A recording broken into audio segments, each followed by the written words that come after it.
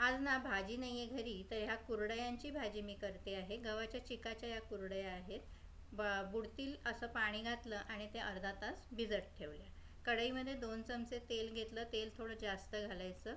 मोठा चमचाभर जिरं, राई आणि भरपूर लसूण घातलेला आहे बारीक चिरून. लसूण लालसर रंगावर झाला की हिंग घालायचं आणि त्याच्यामध्ये हिरव्या मिरच्या घातलेल्या आहेत. इथे 7 ते 8 कमी तिखट हिरव्या मिरच्या मी घेतल्या. तिखट घेतल्या तर कमी घ्यायच्या.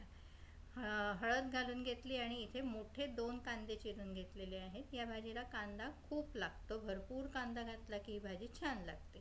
त्याच्यामुळे कांद्याचं प्रमाण भरपूर ठेवायचं. कांद्यामध्येच आपण भाजीचंही मीठ घालून घेऊ, म्हणजे कुरडयांमध्ये ते लागायला सोपं पडतं.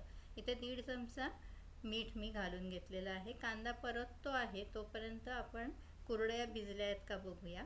हे बघा, छान कुरडया भिजलेल्या आहेत. तर आपण याचे असे तुकडे करून घेऊया. सगळ्या कुरडया आपण या मोडून घेतलेल्या आहेत. पाणी आलं कुरडयांचं तरी चालतं, थोडंसं पाणी चालून जातं. कांदा पण इथे छान परतला गेलेला आहे. तर ह्या कुरडया आपण घालून घेऊया आणि हे मिक्स करून घेऊया. हे मिक्स करताना कधी कधी मीठ नीट लागत नाही, म्हणून आपण कांद्यामध्येच मीठ घालून घेतलेलं आहे. बारीक गॅसवर आपण ह्याला वाफ आणणार आहोत. 2 वाफा आपल्याला आणायला लागतील. ही पहिली वाफ आलेली आहे. पुन्हा एकदा मिक्स करून घ्यायचं व्यवस्थित, म्हणजे मसाला सगळीकडे व्यवस्थित लागतो.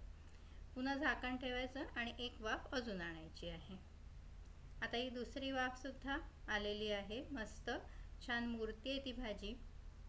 व्यवस्थित पुन्हा हलवून घ्यायचं आणि आता आपल्याला चवीसाठी ह्याच्यामध्ये थोडीशी 1 अर्धा चमचा साखर घालून घ्यायची आहे. हे पुन्हा मिक्स करून घेतलं की शेवटी आपल्याला याच्यामध्ये बारीक चिरलेली कोथिंबीर घालायची आहे आणि पुन्हा सगळं व्यवस्थित मिक्स करून 1 अर्धा मिनिटभर झाकून ठेवायचं आणि आपली भाजी तयार असणार आहे. अर्धा मिनिट झालेला आहे. वाव, मस्त वाफ आलेली आहे. छान मुरलेली आहे भाजी ती. आता ही भाजी सर्व करायला रेडी आहे. ही भाजी भाकरी बरोबर, पोळी बरोबर किंवा वरण भाताबरोबर सुद्धा खूप छान लागते. एकदम वेगळं आहे. भाजी घरात नसली तर काहीच प्रश्न नाही. सुंदर अशी ही भाजी तयार होते.